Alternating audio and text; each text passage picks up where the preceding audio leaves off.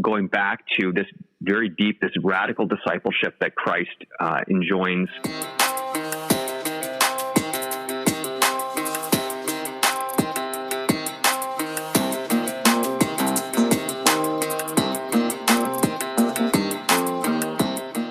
Good morning and welcome back to the Chinook Podcast. We are delighted again to have you, and today is a special day. A special day. We'll get to that in 1 second. First, the mundane. My name is Brad Donovan, and I'm an elder here at Christ Covenant Church in Grand Prairie. And for book recommendations, I would recommend The Creeds of Christendom. It's a 3-volume set by Philip Schaff. If you're interested in the history of the creedal statements that the church has come up with over the centuries, this is probably the best place to start. He not only has a history of how these were written and when and the context, but also the text of the actual creeds and confessions, both in translation and in the original language in which they were written. Interesting. Very good. Yeah. So Philip Schaff, the Creeds of Christendom. Excellent. So if you want to know what the church has believed throughout the ages and how far many modern churches have drifted from that, read Philip Schaff. Yeah. No, there's a lot in there. All right. I'm Jamie Souls. I'm also an elder here at Christ Covenant Church. I have raised 8 kids, and we read a lot of books on to our kids on their growing up. One of the books that I remember very fondly, a kid-oriented book, and I would commend it to you if you've run across it on some homeschool list of books you should read. Well, they were telling the truth. You really should read The Pushcart War by Merrill. Anyways, it's a story. It's a story about pushcarts in New York City, little guys who are selling fruit on the corner, and the war they had with the trucks. It's really fascinating. It's so much. Good. It's so much good fun. It's well worth reading to your kids. Well, I'll jump on to introducing myself then. Nathan Zeckfeld. I'm pastoring here at Christ Covenant Church. I got a new book in the mail actually just this morning. It's called the Ten Commandments: A Manual for the Christian Life by J. Dauma. I actually saw that it had been translated. I'm pretty sure it was translated into Brazilian. One of our CREC colleagues, O. Evandro Rosa. Yeah. That's his Twitter name, at least. Yes. So you mean Portuguese? Oh, yeah. That'd be Portuguese. Yeah, that would be Portuguese, not Brazilian. Anyway, I saw that it had been translated into Brazilian. I had read it in seminary, and I was like, well, Portuguese. And I was like, well, if the Brazilians are reading it, I should be reading it too. So I got myself a copy. Oh, nice. And now I've got it to accompany my Institutes of Biblical Law by R.J. Rushdoony. There you go. So I think they're quite complimentary. Oh, excellent. Yeah. There's a Brazilian reasons to commend it. Yeah, that's right. Okay, all right. Now, the thing about a dad joke is that we all come by it honestly. But anyway, so today's interesting, exciting new thing. Mm-hmm. Tell us about this, Nathan. Yeah, so we're doing an interview with Paul Dirks. He's writing a new book right now, Deep Discipleship in Dark Days. And basically, it's a book on the Christian life and how to live the Christian life as the days get darker. And so what our plan was to do was to basically call him up on the podcast. We're going to do this old school and give him a phone call through the podcast. And we're going to interview him. We're going to ask him a few questions about his book, any other books that he's written, who he is, some of the projects that he's been working on. Excellent. All right, well, I'm going to hit the button. Let's see if we can make it happen. I'm going to pull up my phone here, and we are going to call him. Now, this is not a rotary phone. We are Philistines with technology, but not quite. Oh. There we go. Hey. It rings. It rings. This is the intro to God a Minute podcast. Oh. Yeah, exactly. Ring. Another pod. Oh. Hey, Paul. Hey, it's Paul here. Hey, Paul, this is Nathan calling. Hello, Nathan. Hey, we have you recording on the podcast, and welcome to the interview. Yes. Thank you so much. Great to be with you. Yeah. All right. Paul, Jamie Souls here. I'm sitting in on this along with... Wonderful, Jamie. Yeah, and I'm Brad Donovan, so welcome to the show. Thank you, Brad. Hey, great to be with you. Yeah. Yeah. So anyway, I'll just kick it off. Maybe tell us and our listeners who you are, where you work, and maybe some of your hobbies. Sure. Yeah. So I am a pastor in New Westminster BC at a Baptist church, a Fellowship Baptist Church, where I've been for 14 years. We have a very kind of reformed theological perspective that impacts what we do and how we do it. My wife, Rachel, and I have 5 children between the ages of 10 and 19, and it's wonderful to see them growing in the Lord. And the eldest 2 are just heading into their vocations, doing really, really well by the grace of God and serving in our church. I've also been very involved with classical education. So I've had the privilege of helping to start a classical Christian school that has kind of a multi-site perspective called Compass Community Learning Centers, as well as just kicking off a liberal arts college called New Antioch that's located here in the Lower Mainland as well. So very involved in classical education. When I'm not busy with education or pastoral things, I'm usually either writing or developing board games. So they're getting into some of my hobbies. Oh, wow. I have a fledgling board game company called Tamed Beast Games. Oh, and cool.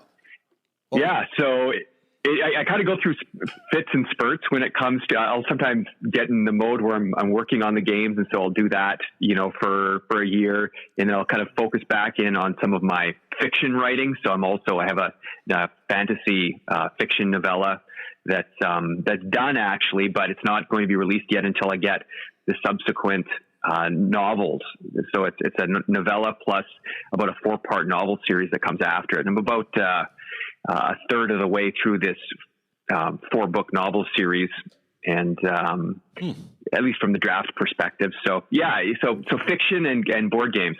That's pretty cool. Yeah, we have somebody up here in our midst that I'm going to need to introduce to you. He's a lover of board games, and he's got great ideas for new ones. Fantastic. Yeah. Would love to chat. Yeah. Well, one thing I've noticed in certain men is that they have something I like to call founders syndrome, where they just keep starting things. And it sounds like you got it, so this is good. And this is a compliment. Yeah. So syndrome. No, it's really funny that in my history, I look back to, at one point I had a musical project. I also write music. And so I do this kind of some orchestral music that kind of goes along with the novella. It's going to be released actually in an audio format with a nice rich BBC English voice reading through the novella, along with an orchestral kind of action soundtrack that goes with it, not underneath it, but with it. And I know, Jamie Souls, of course, you're a musician who have a long background in that. Right. But if I look back, there was actually a musical project I was working on probably 20 years ago now, that it was one of those things where I was no longer enamored with the project by the time I kind of came to the end of it, because of this syndrome, right? You're constantly building new things. But I thought to myself, I got to finish this thing, because I know I'm like this, where some new idea grips me and I want to start it. And so I look back to that as a key moment in my life, and trying to develop some discipline and try to wrangle down this, as you say, I think it was Brad, this founder syndrome. Yeah, no, I have a similar problem. And I come from a long line of men who have a hobby of collecting hobbies. And so there we go. The end of a matter is better than the beginning, right? Yes. It does say that in the scriptures. There we go. That's a great thing to keep in mind. All right. Well, I guess the intent of this interview was to kind of get word out about your new book, which is entitled Deep Discipleship in Dark Days. 4 dark days. Yeah. 4 dark days. But it could go either way. Yeah. Okay, well, anyway, please tell us about your book and what brought it about. Like, what triggered you to anyway, what triggered you to write it? Yeah. No, thanks, Nathan. The book was really coming out of kind of a pastoral heart and interest in trying to help my own church see some of the almost cataclysmic, maybe that's slightly too grandiose of a term, but some of the major shifts that are going on around us, very significant ones in culture, in politics, and how that impacts the Christian life and really calls for a very radical discipleship. And if we don't have that in place, we're not going to be ready for the changes that have begun, but may still be coming. And so, I really had an interest in uniting my church together. There's been something that's been noticed over the last few years, maybe somewhat relative to COVID, but perhaps relating to some other things too, which is that more than ever, people are choosing churches, some cases maybe leaving a church they've been involved with for some time and finding a new church based on, political similarities. And, sometimes I've heard people talk about this and lament it as if this is a lamentable fact. But I think it's almost, in this day and age, I think it's almost inevitable that would be the case. I think that we are coming out of a phase in culture, North American culture, perhaps especially Canadian culture, where we've kind of put our head in the sand as Christians, as evangelicals, and pretended like the gospel is about, me and Christ and personal salvation and piety. And then, the rest of it kind of takes care of itself without being explicit about, the million implications of the gospel when it comes to culture, when it comes to politics, when it comes to justice, when it comes to, even education and entertainment and art and history and architecture and everything else. And so, because things are shifting so greatly right now when it comes to, greater totalitarianism, or at least kind of heading towards that kind of a soft totalitarianism, even how technology plays a role in that, security, privacy, these sorts of things. In some cases, some overt persecution, all these, the attack on the family, which is just so prevalent. All these things are going on right now, and it's causing a lot of people to ask, well, how do we live in this new world? And so I wanted a very practical manual for how to do that for my people that saw kind of exposed a little bit what's going on around us, because we all have people that we know that they're just busy trying to make life work in a way that's honoring to the Lord. Mm-hmm. Some people don't have the opportunity, the time to kind of, know from a breadth of perspective what's going on around them. So to do a little bit of sort of that exposure of what's going on, but then really focusing people back on what already is there in Scripture. There's nothing new, but going back to this very deep, this radical discipleship that Christ enjoins, so that we're prepared for what may be coming. Excellent. I really appreciate the fact that you said that this work of yours has come out of your pastoral ministry and it is geared for your people. I think that all of the real valuable books in church history, like yours, have been from that position. Like Augustine wrote his City of God because he was trying to calm his people down. Yeah. Right. Yeah. So, I think that's a really valuable thing. Yeah. Calvin wrote the Institutes to the King of France to try and defend the burgeoning Reformation at that time. Mm-hmm. So it was really a something to solidify that which was at home in the face of trouble from outside. Yeah, it was a way to protect his people. Mm-hmm. Yeah, absolutely. In fact, Brad, when you started with that thought, it was Calvin's Institutes that came to my mind as you said that. Yeah, absolutely. Yeah. Well, I know that one of the things that we aimed at in starting the Chinook Podcast was a similar kind of a thing. It's an extension of the teaching ministry of our church for our people. Yeah, because like I remember when the whole COVID thing got kicked off up here, we that was a really a good eye-opening experience for our congregation. We suddenly realized again something we should have known all along, that our war is not against flesh and blood, but against principalities, powers, and dominions. Oh, and by the way, they're out there targeting us. Yeah, like it's not paranoia if they are out to get you. Yeah, for sure. And I go into the idea of conspiracies at several points in the book, and from a couple of perspectives.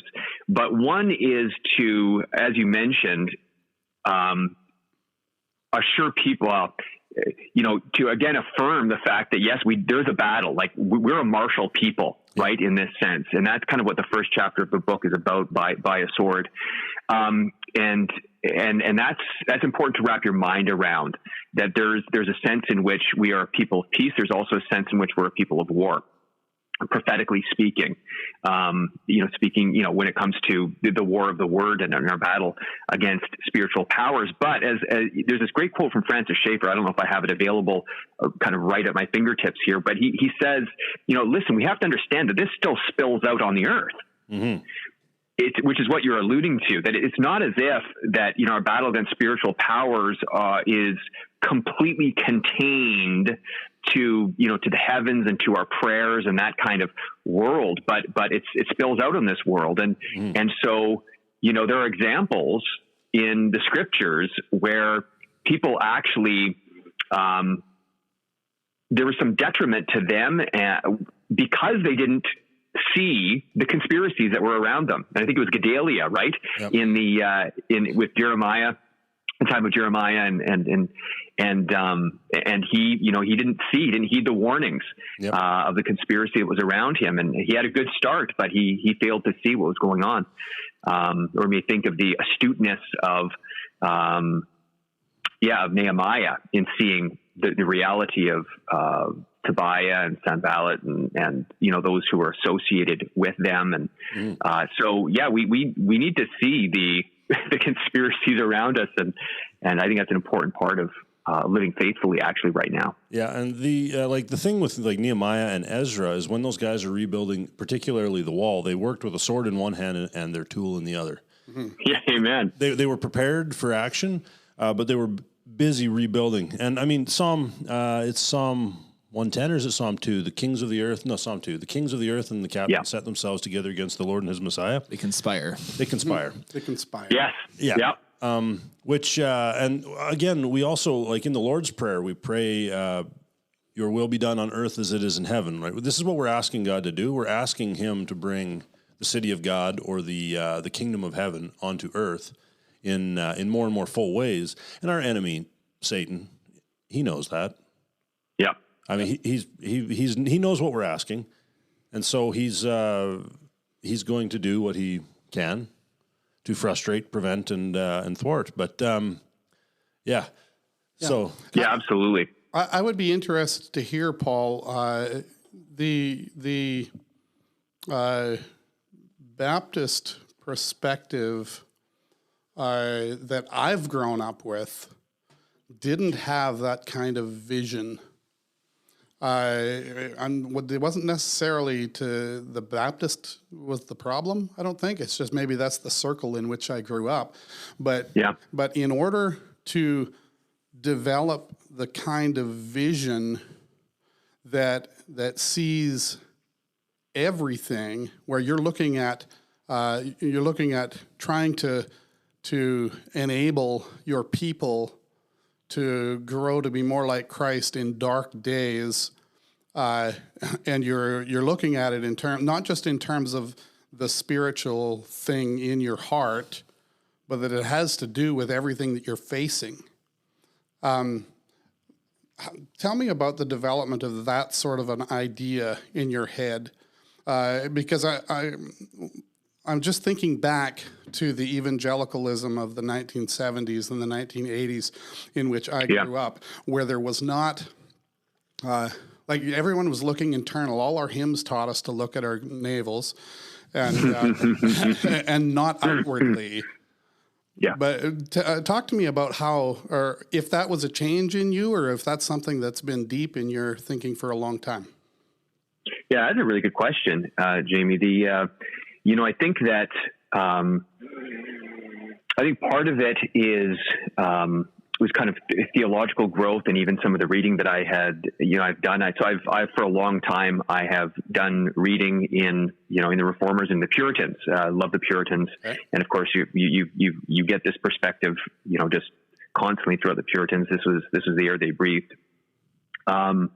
So I think part of this is kind of a theological growth. In some cases, there have been some influential people along the way that have been Baptists who have called for a much broader view of transformation than sort of the merely personal. And of course, it is even in circles that I would be in disagreement with. That it's obviously it's more than just personal, but it's kind of personal plus.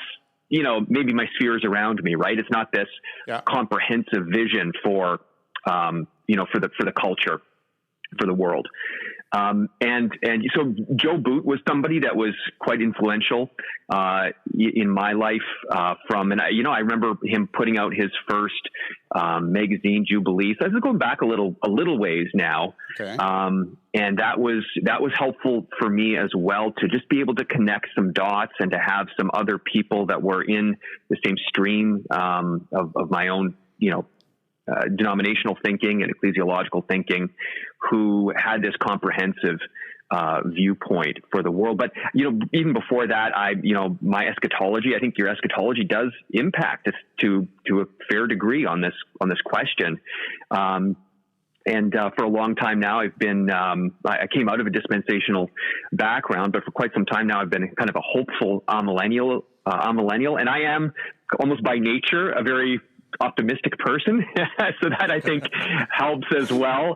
Sometimes the Lord uses our character. Of course, that can go both ways, right? That can have some weaknesses as well. But I think that I'm a very optimistic person. And so, when you read scriptures like, in Daniel, where Christ and his gospel is it's a stone that grows to be a mountain and takes over the earth, that, some of this martial instinct in me thinks like, yeah, that's my goal. That's what I want to do. I want to help make that happen. Mm-hmm. And so so there's some different things going on there, some personal, some key people, some of my own reading. And that's a good question. Yeah. The optimistic amillennial position only has really one sad defect, and that's how many syllables it takes to say those two words. If you could compress it somehow into like 2 syllables and capture it, that would be good. You mean would it start with a P? Maybe. Well, no, because postmillennialism kind of suffers the same problem, doesn't it?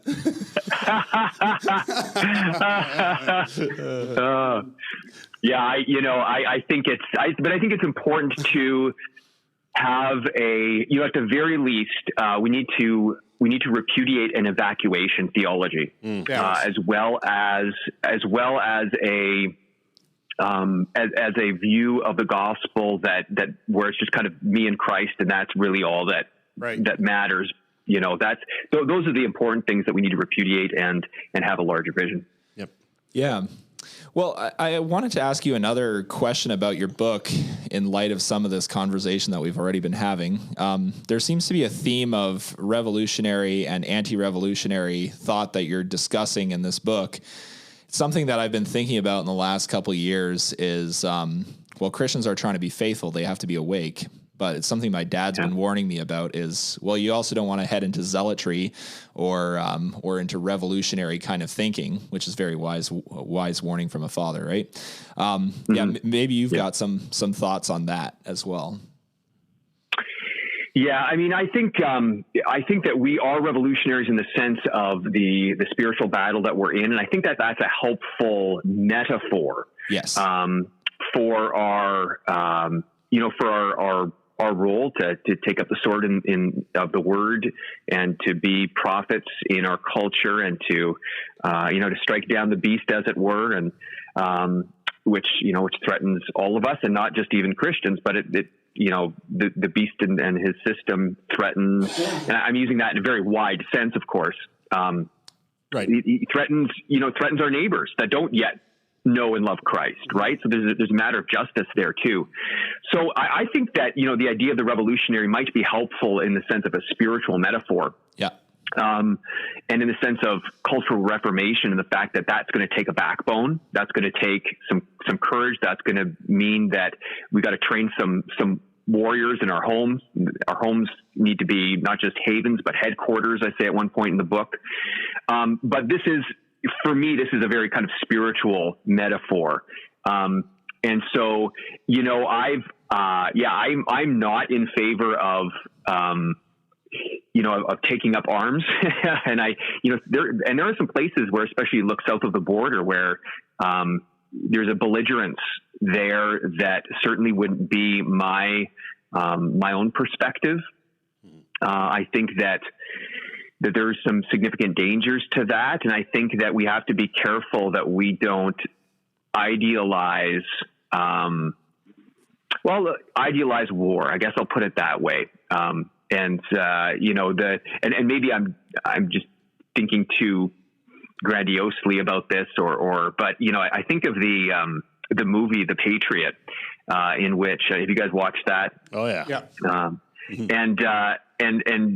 And the character, I think his name's Benjamin, if I'm not mistaken, the lead character played by Mel Gibson. He, at first he doesn't want revolution because he knows the pains of war. He's been through it, and he knows that there's a personal cost to it. And so, I think that we, on one hand, we have to take the martial instinct and even cultivate it, but express it in the right way. And I think that the right way is to take up the sword of the word, and to be prophets in this world. Yeah. That's good. My tendency is to not use that word, for ourselves of being revolutionaries. I think I understand the point. It's just that I've looked at revolutions and I know what they look like in the world. Yeah. And I think maybe we got a better word. Here I am trying to figure out new words all the time. I need to do it with eschatology. I need to do it with this. Yeah. Well, and the thing is, when it comes right down to it, most of our revolutionary language comes from the French Revolution. Yeah. And we loathe that revolution. Yeah. Well, wicked revolutions flip the world upside down, and Christian revolutions flip the world right side up. Yeah. There we go. Yeah. There we go. I like that. Okay. I like that. A right side up revolution. Okay. I can do this. Yeah. Yeah. I mean, Francis Schaeffer would sometimes use the word revolution. Yes. In the sense, at least in the sense of a revolution of our, a reformation of the culture, right? Yeah. Mm-hmm. Yeah. Yeah. That's the word that I would tend to want to use for what Christ is doing in the world, would be reformation.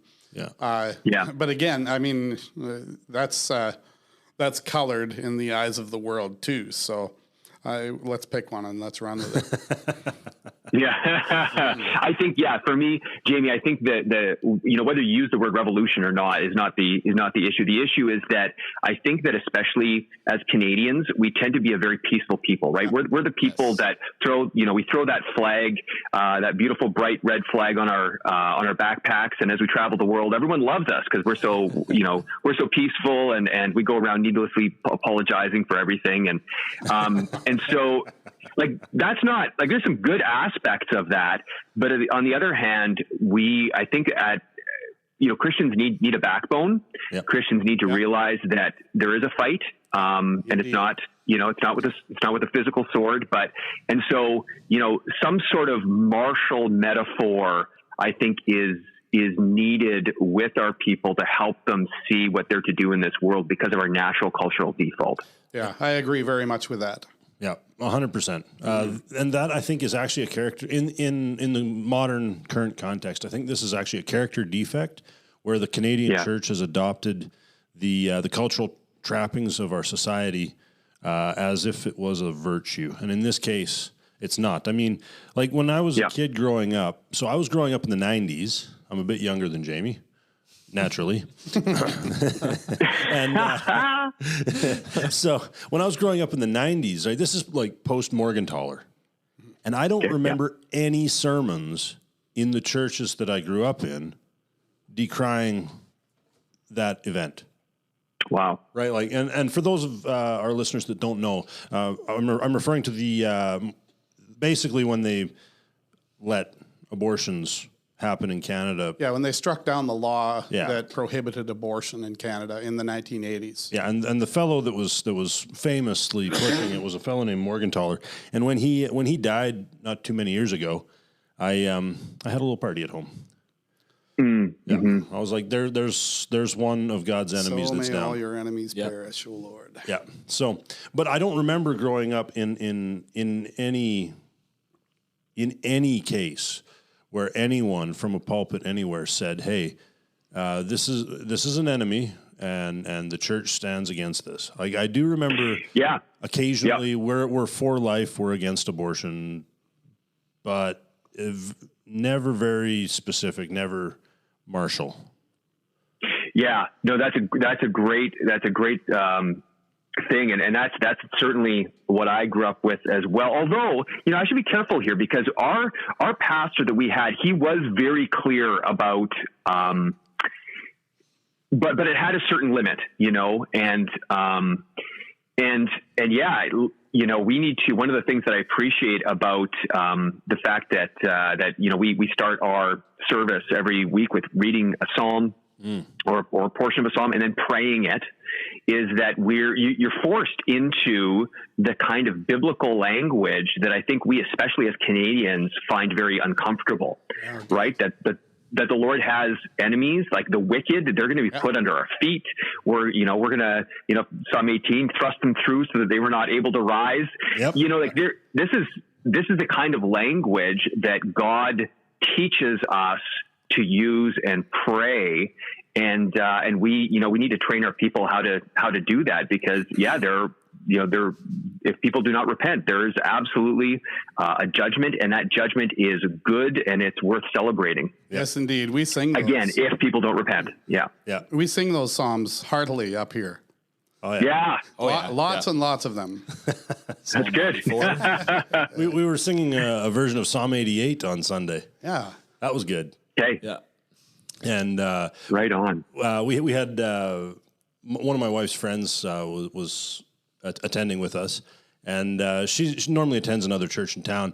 And while we're singing the song, she turns to my wife and kind of gave her this wide-eyed look, like, "Is this okay?" Yes, this is very okay. Yeah, this is God's will for you. Yeah. Yeah. And I love C.S. Lewis, but he really undermined, right, this idea of the Psalms being a Christian, a gospel songbook, with some of his reflections, right? Yeah, I think he whiffed. Yeah, that was probably his. Didn't happen very often. Yeah, that was probably his weakest book. Yeah. Okay, well, we've got about 20 minutes left, give or take a few. So maybe we'll ask you a couple other questions. I was doing a little bit of digging, and then I heard from Jamie this morning. I think you've written other books as well. Like, what are some of the other writings that you've done? So I have one other book right now that's currently out again. I've got a novella that's ready to go, but it's not going to be quite released yet. Is there anything good about hell is my previous book. And so I have that on my shelf. Provocative title. But the point of the book, it is coming at things from a traditional perspective, but not so much I don't think there's any other book other than there's one, a lot older one called Divine Penology that I also helped, I kind of released. I kind of put on a biographical introduction. It's by L.B. Hartman. Phenomenal book. Hardly anybody knows about it. I wanted to release that and get that available out there, public domain. So that's the other book that I have available. Again, but I only did the biographical introduction for that. But the perspective really is from a kind of a theological, but also philosophical perspective, how desperately we need the doctrine of hell. Yeah. And that if we lose the doctrine of hell, we lose everything that is good, everything that is godly, everything that is gracious. Yes. And so we need to actually be able to delight in the doctrine of hell. And frankly, Christians aren't good at this.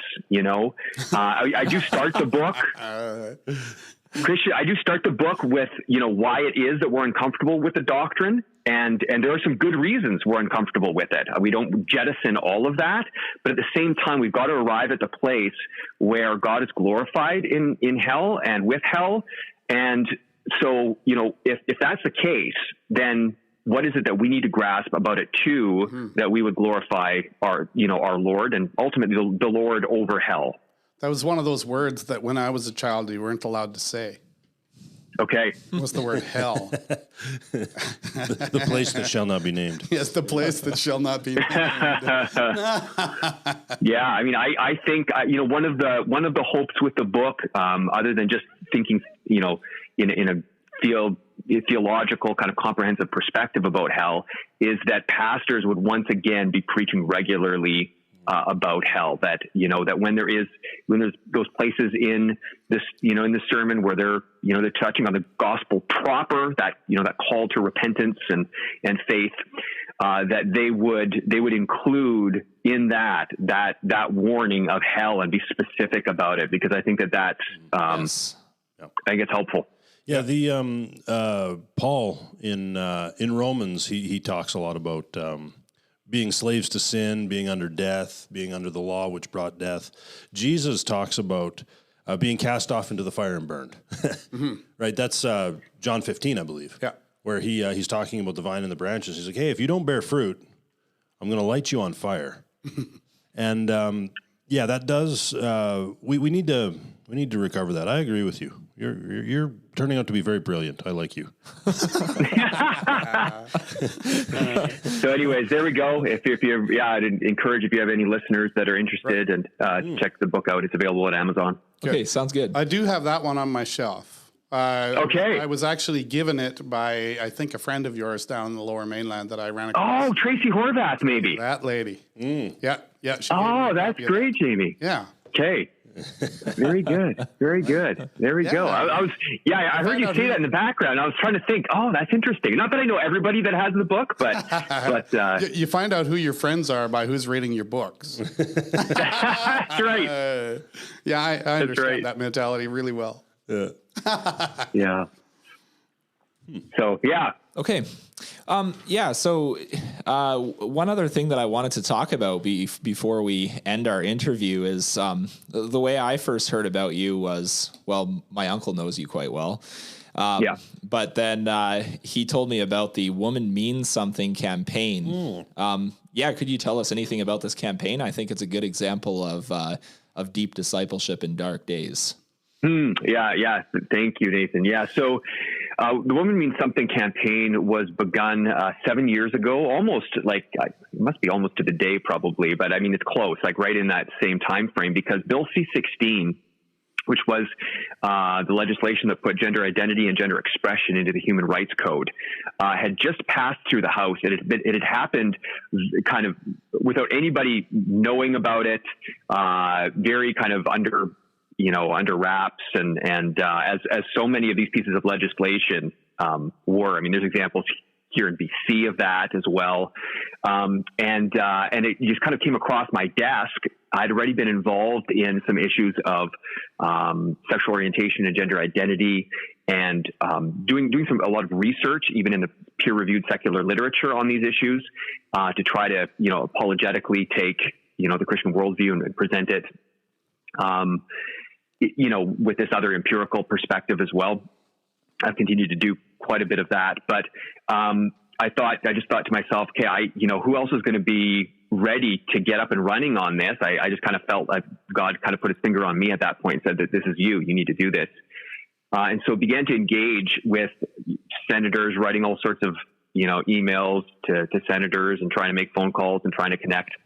And started this campaign that tried to get information out into the public about why this piece of legislation was so dangerous. Why it would be so detrimental. I ended up, there's one day, I talk about this in the book, Deep Discipleship. There was one day that all of a sudden, one of the local big, news stations called me up on my day off. I was out with my family and said, "Hey, listen, we want to interview you about your posters here. Are you available in 2 hours?"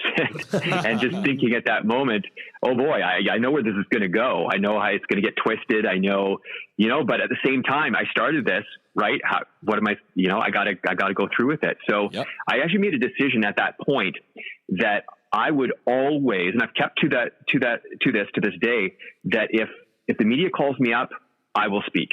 I'm going to leave it up to the Lord, whether, however they twist it and but listen, God deserves a witness in this world. Yep. And so, I'm going to speak and I'll leave the rest up to him. And so, at one point we had our church protested, in fact, on a Sunday morning, by some trans advocates and some of their allies. But God was in that. I think it was either in April or maybe even a May morning, maybe April, but it was snowing in April here in the Lower Mainland. So, in my mind, I'm thinking God with his storehouses of snow, Book of Job, using them as weapons anyways. And, but, because there are a few individuals, it's not everyone, but there are a few individuals, that are trans or in this trans community that are somewhat dangerous. Yep. And again, it might just be a few, but sometimes I wonder who the Lord kept away with that. But what our church did is we put out full hospitality. We set up a tent, big canopy. We put out Krispy Kreme donuts, Starbucks coffee, pop water, and a sign that said Pastor Paul's available to anybody that wants to talk. And so That's CBC amazing. News was there filming the whole thing. I crossed, at one point, at first they said, "No, we don't want to talk to you." But then later on, somebody said, "Yeah, I want to talk." So I went over and kind of surrounded by about 30 people, some of them friendly, some of them not so much so. But yeah, and with CBC News microphone in my face for about half an hour, we talked. And so, I mean, it's tough because of course, that they're going to take the places, not where you speak eloquently and well, but, they might take the places where you don't do that and they're going to twist it a certain way. But then I had the opportunity, and it was around that time, I forget the exact sequence of events, but around that time I had the opportunity to speak to the Canadian Senate on Bill C-16 from a perspective of women's sex-based rights, their privacies, their protections. And actually, when I first was set up for those Senate hearings, it might not have been called hearings, but the Senate testimony, I was actually slated to be with Jordan Peterson in the same format, in the same day.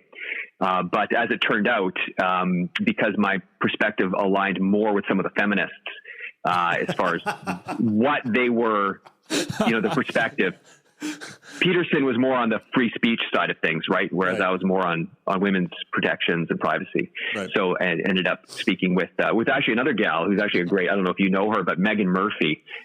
She's a friend. Yeah. I mean, we would differ significantly on some pretty serious issues like abortion, but in many ways I respect her, and it was a good connection point there. So yeah, I had some great opportunities throughout this to, whether it was just standing strong, for Christians, having a Christian voice on this issue, engaged very early on in the transgender debate. At the time that I started engaging, there was really only a couple of people that were engaged at that time. When I started, actually, I hadn't, Jordan Peterson, he was just coming on the map. He wasn't even yet available. It was a couple of weeks after that I think he started to, he started to get some newspaper articles about that. But it was Megan Murphy here in Canada and a gal by the name of Kaylee Triller in the States were the only ones working on this, working on this thing. So it's been wonderful to see sort of the groundswell more recently, as people, of course, this is always what happens. People start to see what the implications are. People don't have the ability to look forward and go, oh, if we do this, then this. But now as they see things happening, but now here in the Lower Mainland, you're starting to have great numbers of Sikhs and Muslims. Well, of course, there's the 1 million person march recently. Mm-hmm. So that's not just Lower Mainland; that was across Canada. So yeah, it's been a good opportunity to speak, and it's benefited our church, even though it has never been a church ministry. People coming into our church, they realize that, okay, this church is serious about being a prophetic voice. They're serious about, if it means that we suffer, okay, then we suffer a little bit. And it actually helps our church grow in the right way with the right people.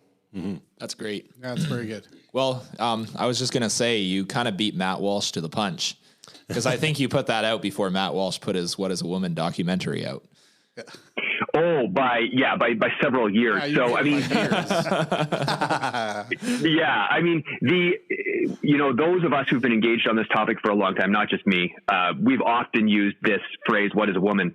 Yeah. Because it's like that Jesus question, right? It's a question that gets at the heart of things and demonstrates the absurdity of the viewpoint. Yeah. So, it's not as if Walsh stole the question. It is the obvious question, right? Yeah. It is the obvious question, and many of us had been using it for many years before that. In fact, I asked that question of the leader of the Senate. What was his name? Oh, nice. Bill Mitchell. Anyways, he got quite upset with me for asking him that question. But that's the way it goes, right? You don't want to answer the question, because simply to answer it demonstrates the fallacy of your thinking. Yeah. The power of the obvious question cannot be overstated. Yes. It's something I've learned from my children. Like, Dad, what's that? Oh, ooh. No, I often joke at work when I'm at work, because I'll do that, right? I'll ask obvious questions to try and troubleshoot equipment. And guys look at me kind of funny. And I'm like, hey, I didn't get to where I am by refusing to ask obvious questions. Like, this is how you diagnose problems and point things out, make it more clear. Yeah. Yeah, absolutely. That's a great insight, Brad. Yeah. Another thing I noticed, you said that the CBC had their microphone shoved in your face for half an hour. And that's something that a lot of people don't quite, maybe they don't realize, is that the media will only soundbite what they want to support their narrative, right? So this is something where, like, I remember I had an interview one time with a newspaperman. We talked for 40 minutes, and the only thing he quoted me on was a throwaway statement that really it didn't mean anything. And I was like, oh yeah, good job, bud. Good job. Way to listen. So I just wasted 40 minutes of my time with you. But I really, the recent video of Pierre Poilievre eating with an his apple. Oh, yeah. Okay. Yeah. That was amazing. That apple is a powerful rhetorical device. I don't know if anybody caught this. I know Doug Wilson caught this because he mentioned this. But the act of eating the apple, that really crispy crunch, the rhetorical power of that is just phenomenal. Like, people don't understand that what Pierre did is something that maybe Christian men and Christian ministers, when dealing with the media, should adopt that attitude of, well, no, sir, you have to prove your question to me. Yeah. Yes, absolutely. Yeah. Yeah. So for sure. No, you're right. It was a master class, right? It was like a 2-minute master class on how to deal with the media. Yeah. Mm-hmm. Yeah, just push the as Bonson used to say, push the antithesis. Yeah. Yeah. Yeah. Yeah. Yeah. And so I've learned a little, to some degree, I've learned the hard way, but one is you don't necessarily have to answer the question the way it's put to you, right? There's true. Now, of course, some people take this to absurd degrees, like Justin Trudeau, where, you can ask him a question and he's answering a question that you never asked, right? So, I mean, there's a certain, way of pushing it too far. But yeah, the other thing too is that if you say more there's more for people to take from. If you keep things succinct and and you say, no, I've said that, I've already answered that, then all of a sudden what they can take from is much shorter, and you can focus them in on what you want to say. So I've recently I had an interview that I thought, I'm a little bit out of practice, but I have learned over time to know how to do this. But yeah, I mean, Poilev did a phenomenal job. Yep. All right. Well, I've got one final question, and I think this is the big picture question, and maybe you can take a minute or two or three to answer it. But we're part of a local church up here in Grand Prairie, and you're part of a local church down there in the Lower Mainland. Together, we're part of the Small C Catholic Church in Canada. Yeah. So we're kind of interested in what is your vision for the future of the Canadian church and how Christians can pursue her good? Yeah, I think that there is a realignment that is happening right now in the Christian church in Canada. I think it will continue to realign for probably the next 5 or so years. Wherein churches that may not be able to covenant together from the perspective of their local church and their services, thinking especially about Pado Baptists and Credo Baptists, that yet the alignment on not only the gospel but all of its implications within a very hostile, at least ideologically hostile world, in a very politicized world, is I think it's going to show essentially, I mean, maybe it's a little too black and white, but I think it's going to show who's really for Christ and who's not ready yet to pay the price and to be faithful. And so I think that there's going to be some new alignments, new organizations, new pioneering works, new networks that are built that may look different than what we've had over the last 50 years. And I think that we need to navigate that wisely, but I think that's going to be a good thing.